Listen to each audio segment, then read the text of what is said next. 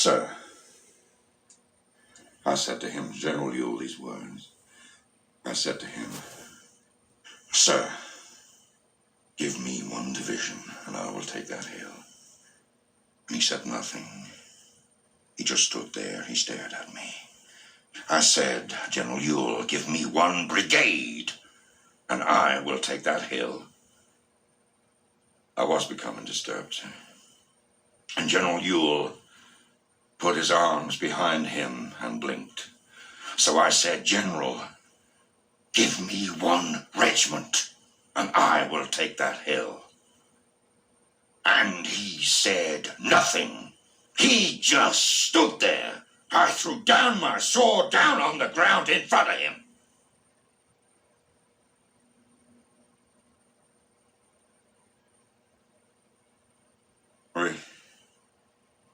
We could have done it, sir.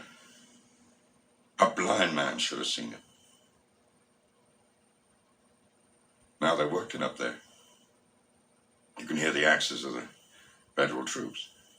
So in the morning, many a good boy will die taking that hill.